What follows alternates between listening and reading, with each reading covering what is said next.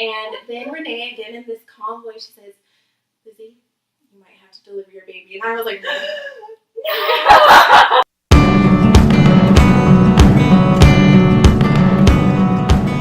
So our lovely Lizzie is here to tell us her kind of crazy birth story. Her first baby was not typical for a first baby. No. I remember it like it was yesterday. It was very exciting. And so this is Miss Lizzie. So tell us what, this is baby number 2, by the way. Yes. You can see she's having another one. So clearly she's doing it for the second time, so it couldn't have been that bad the first time. So tell us about your first experience. Well, to start, I took the class with Allison, and she had a segment where she talked about inviting all the fairies to the ball. So we considered, all the bad things that might happen in labor, things that we might consider bad. What if I transport? What if I can't handle the pain? What if I end up in a C-section? What if the cords are wrapped around the neck, etc. All these bad things that could happen. So I thought all of these through. I really internalized it. I'm going to be okay with this. And then my birth happened, and I totally did not think this was going to happen at all. So I didn't invite the fairy to the ball. Well, this particular fairy was one that at first time mom might not consider. Yeah, really consider all the options. Okay. Yeah. So at 2:30 in the morning, I was having some what I considered cramps, and I was laying in bed, and I thought, okay, it's cramping, it's kind of happening. How many weeks were you? I was 39 and 4 days. Okay. And so we probably drilled into your head that you weren't going to have this baby till 42 weeks. Yep. 41 and 5 days. Yep. First time mom. 7 to 10 days post dates is normal. Boys gestate longer than girls. Yep. You got to wrap your head around the fact that you're not going to have this baby till almost 42 weeks. Yep. Exactly. So I'm getting these cramps, and I'm like, okay, they're coming, they're going. They're coming, they're going. And I was like, wait a second. So I'm walking around, and I'm looking at my clock, and I'm like, okay, it's 2:30. Renee's asleep probably, but I should call her because that's what she said to do. So I call you, and you kind of wake up, and you're like, wait, What? What? Who is this? I'm like, it's Lizzie. It's Lizzie Milan. She's like, okay. All right, Wait. All right, hold on. How pregnant are you? What's going on? Okay. And then the intimate Renee voice comes on. Okay. Are they getting longer, stronger, closer together? Yes, Renee.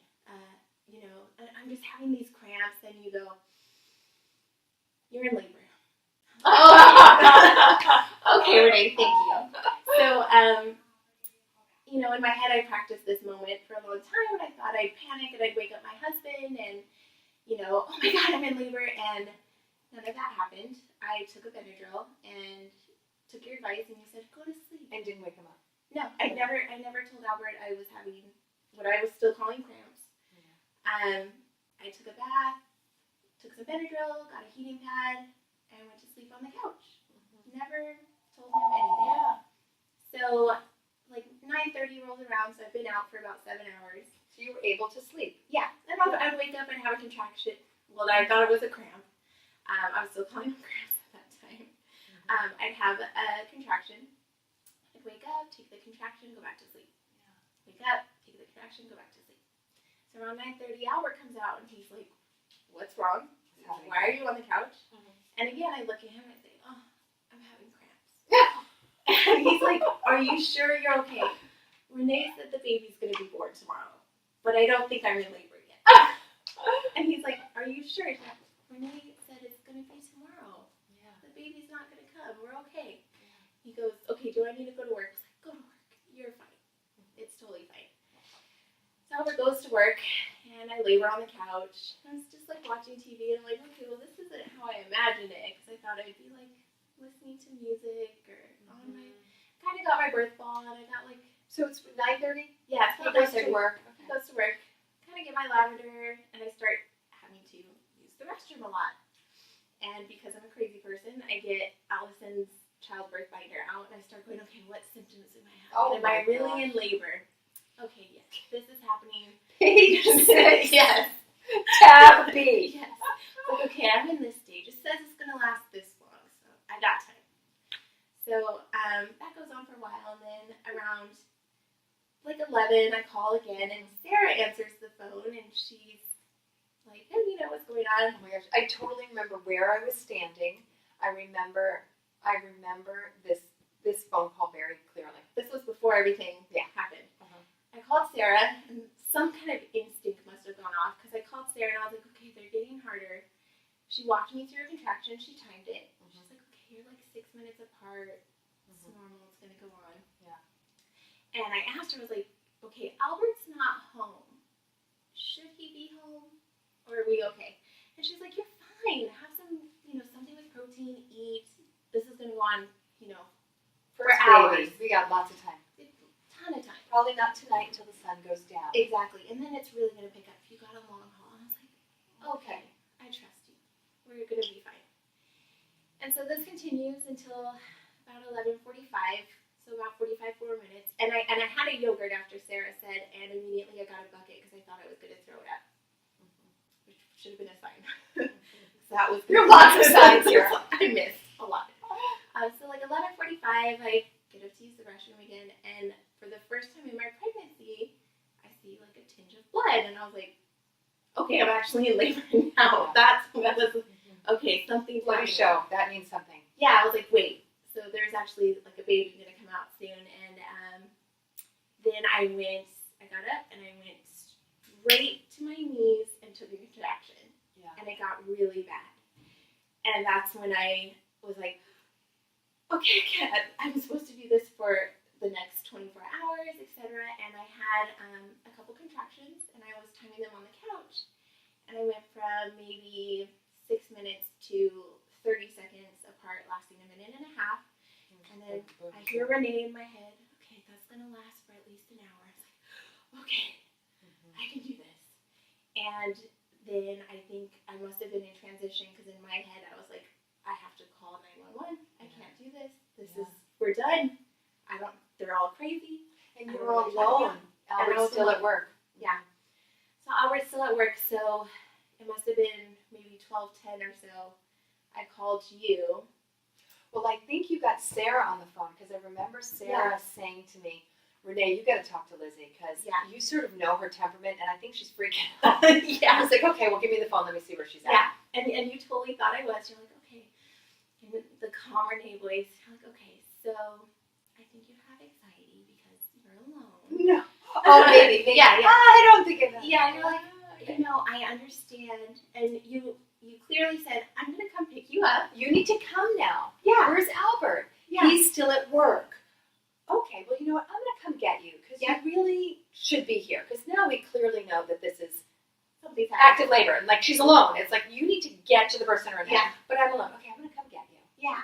And then you were going to help me relax. Grab my bag, start walking towards the door, because I'm here. And then you start helping me relax. You're like, "Okay, relax your face, relax your shoulders." And I'm relaxing, and I'm like knees on the floor, belly on the couch, kind of relaxing. So laboring.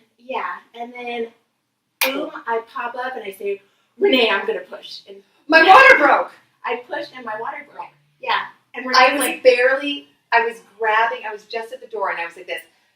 The baby's coming. Her water just broke. Yep. And I ran out the door. And then, just like Allison taught us, I went, and she was like, "Oh my God. And I was pushing on the phone, and you're like, "No, don't push. You're like, lay on your side, and then it was Go, let the kid go. I was on my side, and you're like, don't push. Which is like, you would think that's how you have the baby. Yeah. You know, like, and you're like getting ready to push, but I was trying not to have my baby. And so somehow I'm giving you instructions to my phone. You were so lucid, because I was like, "Listen, Lizi, I'm in the car. I was doing 100 miles an hour down the 14 freeway, and I literally made it from here to where you live in like 7 minutes flat." Yeah. And when I'm on the phone, I can't check my GPS. Right. So I didn't have any idea where I was going. Mm-hmm. So you stayed so lucid. I'm like, "Lizi, you have to give me directions. Like, you've got to like be really clear, because I don't know where I'm going." Yep.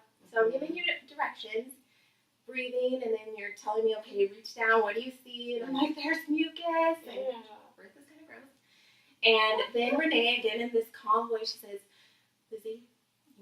deliver your baby. And I was like, no. The baby might come out before I get there. Yes. And you're like, I want you to be prepared. And I remember at this time I was fully clothed and I took off my shorts and I was like, I'm ready. And yeah, I was giving you instructions. So at this time I'm like in my husband's shirt, no pants or anything, totally not how I imagined my birth at all. And I realized my door is locked. Yeah. So I have to get up in between contractions, unlock my door. I pry the door open so you can see inside my house because I live in a condo, so you have to know which house is mine.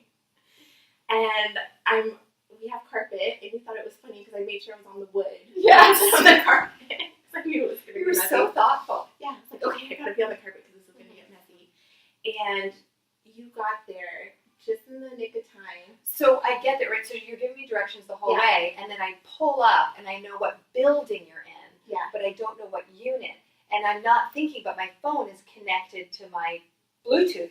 Mm-hmm. So when I shut off the car, I disconnected the phone call. Yeah.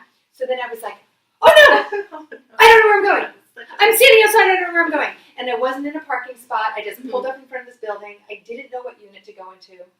And I don't know how I found your unit. I don't know. It was like just magic. It was kind of magical. Thank God. Because And I was then like right burst up the top of the in. stairs. Yeah. Yeah, you burst in, you shut the door real quick, and I think I asked you, I was like, are we going to have it in the tub? I don't know what to do. And you looked at my tub, and you're like, no, we're not having it in there. And we got you on the bed. Yeah. We were like, You you're got me okay, on the let's bed. get up, let's go in the bedroom. Yeah, you got really quick. It was, I don't even know how it happened. You like got We're like checkmates, ninja midwives everything. sometimes. Yeah, I go like, where's your birth kit? And it was like, yeah, everything was out. And again, at this time, my husband still has no idea what's going on. He's not there yet. Yeah, I had texted him a little bit before. I called very calmly and I said, hey, I think you should maybe come home when you have time because I'm getting nervous. And he's like, okay. And he knows how I am. Like, you're typically a freak out. Yeah. And so at this time, you have like one glove on and I hear my door open and you just yell down the hall like, Dad, get in here. The baby's coming right Yeah. then. The baby's coming out. Yeah. And so my husband gets there, and I just hear him dropping like an F-bomb. Yeah. And then you, again, tried to stay as calm as possible with one glove on. You're like, okay, Daddy, why don't you wash your hands? You're going to catch your baby. My husband goes into the bathroom, remember? And halfway through, you're like, no, come back. No, we're done. And you're like, wait, stop pushing.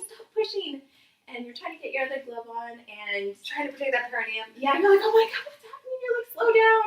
And I remember you coming to my side and you like lifted up my leg and you're like, okay, hold your leg. And I went, nope. And I held my headboard and I pushed that baby out. I'm like, I'm not doing this anymore.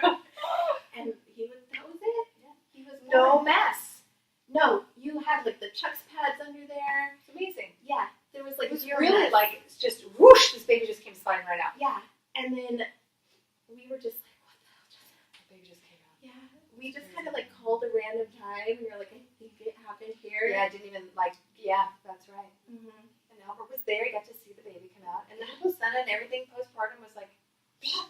It was totally fine. and then Angie, because I didn't have my day bag, so I didn't have a scale. Yeah. I just had my birth bag. So then Angie drove over and brought us the scale, right? Yeah, you had called her and you're like, hey, Angie, do you want to go to Costco? Yeah. By any chance? Yeah. And I hear Angie's sweet little voice on the other end of the phone. Yeah. She's like, okay, well, if I bring it, can I come see the baby? Yeah, And she came up and she Yeah. saw everything. She's like, Yeah? yeah, but remarkably, and a bunch of people, even after saying that, to what you were saying before, were like, well, see, you should have gone to the doctor. You should have called 911. Why? But everything was so, But why would you call 911 with that situation? because they think, because it's not controlled. To them, it's not controlled. From the outside yeah. of my, my friends and family, there was nobody there with me. Therefore, there was a I got there. Yes, you did. Thank God. I mean, you just want someone there to make sure that the baby delivers okay and that there's no postpartum hemorrhaging, but, it's fine.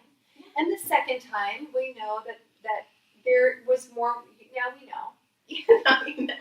Now we know. We won't let it go that long. We'll come Yeah. right away as soon as we start rhythmic menstrual cramping, Mm-hmm. and it'll be fine. Yeah, it was great. Yeah. Not how I Crazy. planned, but No? still consider it perfect. Yeah, you did awesome. That's a great birth story. So, babies can come out quickly.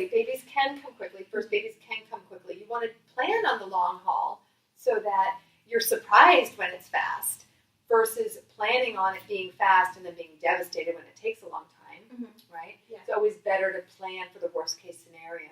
And and babies that come really fast like that are fine.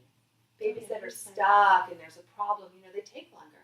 So, yeah, that was crazy. Where's Albert? He's still at work. Okay, well, I'm going to come get you. Boo. No, we're Boo. baby right now.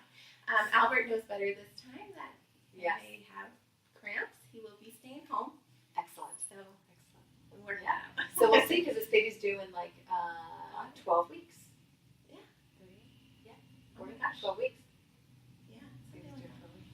So awesome. Well, thanks for sharing. Thanks, you guys, and I hope that was great. And we'll have more.